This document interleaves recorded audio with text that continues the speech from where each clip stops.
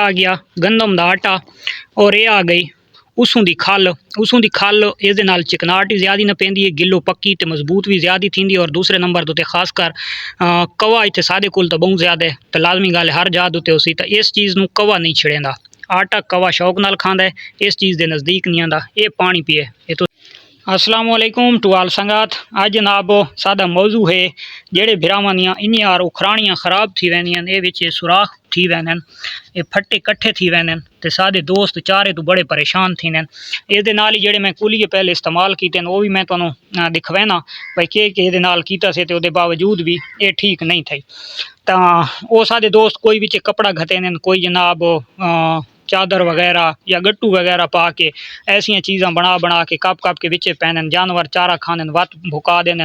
अच्छा वंडा पैन तो वंडा ज़ाया थी वैंदा है, उस तो इलावा जनाब चारा पैन चारा ज़ाया थी वैंदा है। खास कर जड़ा मिस्सा होंदा है ना सादे कोलों, यानी कि खुश्क डाइट जी सादी होंदी है, मूंगी गुआरा चना जो भी मिस्सा होंदा है, तो बरीक जड़ा मिस्सा होंदा है वो जानवर सादा ज़्यादा शौक दे नाल खांदा है, तो वो बरीक सारा मिस्सा इस जगह तो घिर वैंदा है। ये देखो ये फट्टे होंदे सीने उस टाइम ते बिल्कुल सी छुड़े न, ते लेकिन ये बाद दे विच खराब थी वैंदन, ज़ाया थी वैंदन। जिस टाइम सुकदे खुश्क होंदे तो ये कट्ठे थी वैंदन, तो ये खला बहुत ज़्यादा बन वैंदा है। असां जनाब पहले कुलिया ये इस्तेमाल किया, असां एक केनी कपी आई डब्बा कप के ते वो असां ये लेंदे रहे से, लेकिन जेड़ा ना ये टोटे टोटे बच्चे खलोते ज़्यादातर सारे जानवर चिक गिदन, तो ये खला खत्म नहीं था। ये खला तुसां दे पे हो, इस दे विचों सादा चारा काफ़ी सारा ज़ाया थी वैंदा है। समझ आ गई है।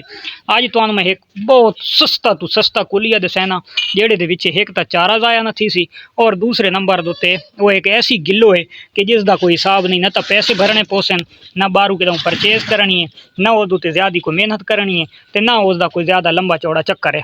वो घर दे विच अपने हर घर दे विच हो सी, हर फार्मर के घर दे विच हो सी, वो अपनी गिलो तैयार करनी है और तैयार करके इस उत्ते ला देवनी है, तो बचिनती है वत वो जाद उतों वत तुहाडा खराब न थी सी। ये खला बंद रह वैसन और ये खला वत न बन सन, तुहाडा किसी किस्म का कोई चारा ज़ाया न थी सी, क्योंकि इतों चारा सादा ज़ाया थी वैंदा, तले ढह वैंदा। भेदां शोदियां अद्धी मिट्टी वत खानियां, वो नमकीन जी पतरी होंदी है तले गई पई होंदी है, वत उस दे पिछू सिर तले टपा के खासन, यदी हाइट इतनी होंदी कोनी, तो जानवर बड़ा मुश्किल दे विच आउंदा है। दूसरे नंबर ते मिट्टी बहु खांदा है, चारा है तो वो बहु काफ़ी सारा ज़ाया थी वैंदा है।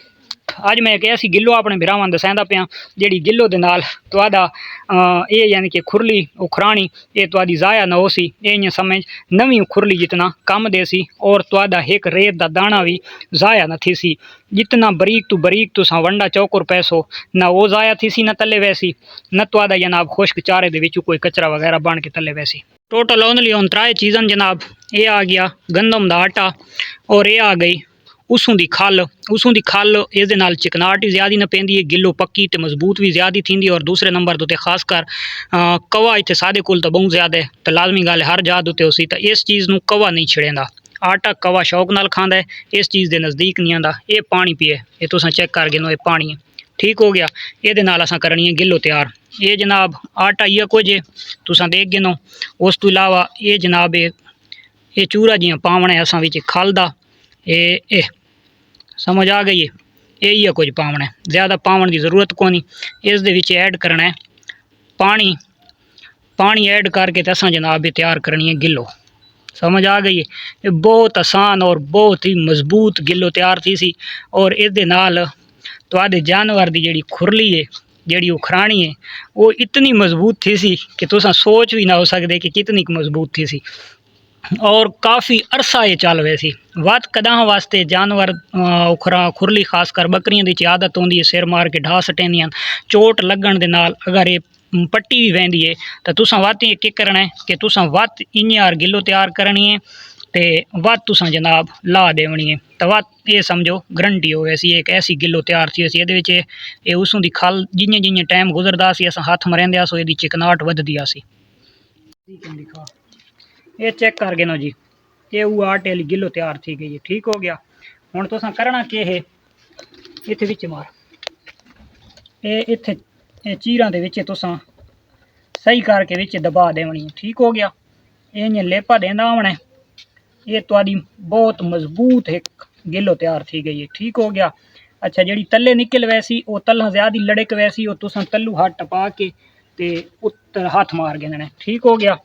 अच्छा ये तुसा लै सोचा तो इंशाअल्लाह तुहाडे जानवरां दा चारा किसे किस हिसाब दा भी ज़ाया नहीं थीवन लगा बिल्कुल सोचना ही नहीं कि साडे जानवरां दा चारा ज़ाया थी वैसी इनू आदे नहीं पाकिस्तानी जुगाड़ क्योंकि बकरे हम सारे को कुर्बानी वाले तो खासकर जेड़े ना वो इस उखरानी मरेंदे हैं चाह चाह के ते उन्हें जनाब ये फट्टे शट्टे सारे खचका सटन लेकिन ये इंशाअल्लाह वत न्यू खुरानी जितना न्यू खुरली जितना सानू एक काम देसी इंशाअल्लाह ये देगी ना जी इनू आदे ने मजबूत गिलो ये न तो कुछ होर ऐड करनी है आटा ते खल खल किसे दी सरसों की खल गिननी है ते अगर रोड़ियां वाली होनी है तो उसनू पीस गिनना है कपड़े दी पा के उन 2-4 सट्टा मरे सो कुट्टी वैसी ते वरना अगर ज़्यादा तुहाडे घर पई है खल तो उस दे विचों कचरा तलू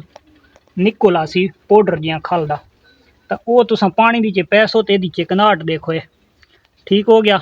ये सारी चिकनाहट है खल दी ये नाल सारे इसके सुराख जिहड़े उस वो थी वैसे बंद तो जानवरां दा चारा थी वैसी मजबूत इस उत्ते असां हुण कचरा शचरा पा सटेसूं ये खुश्क हो वैसी ये खैर खल दे नाल खुश्क तो इस वैसे भी जल्दी हो वजना है यानी कि ज़्यादा देर ये न रासी गिली और बहुत ही ज़बरदस्त और इस तू होर सस्ता टोटका और सस्ता कोई गिलो दुनिया दी कोनी ठीक हो गया बहुत ही मजबूत और बहुत ही सस्ती किलो ठीक हो गया। तो ये नाल तुहाडे जानवर दा ये हुण इहदा खिला देखो कितना वड्डा खिला है तो इस दे विच असां ठीक करके भर देसां ये उंगली दी मदद दे नाल है ठीक हो गया। जिहड़ी तलहा निकल सी वो असां तलू वत हाथ मार के ते इसनू सीधी चकरे सां तो इंशाअल्लाह ये खुरली बिल्कुल थी वैसी मजबूत ये हुण मैं ला के ते एक दफ़ा मजीद तुहानू वत ओके करके ते वत तुहानू दिखवाना भाई ये खुरली किवें तैयार थी पई है।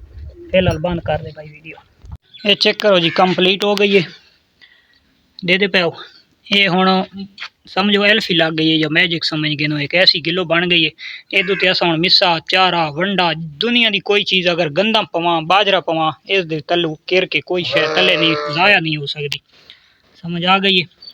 ये ही ने जेड़े भिरावां दी साडे फार्मर हजरात दियां खुरलियां इन्यां बेकार थी वैंदियां वंडा पावन ले परेशान होने तो तुसां के करना है थोड़ी जी सरों की खल गिननी है तो उस दे विच पावना है आटा पानी पा के ते तुसां जनाब इन्यां ये बंद कर देवना इस चीज़ दे विच जेली खाल लग गई है तो खाल नू कवा तंग नहीं करेंदा इसनू नहीं पटेंदा ते उत्ते जेले मिसा पै वैसी तो जानवर उत्तू तू अगर समझो छिल भी गिंदा है तो वो जेड़े सुराखां दे विच है तो वो बिल्कुल बंद है हुण कैं पासू इसदा कोई मसला कोनी कैं पासू कोई सुराख वगैरह कोनी तो मिलते हैं इंशाअल्लाह नेक्स्ट वीडियो तब तक देसो इजाज़त अल्लाह हाफिज़।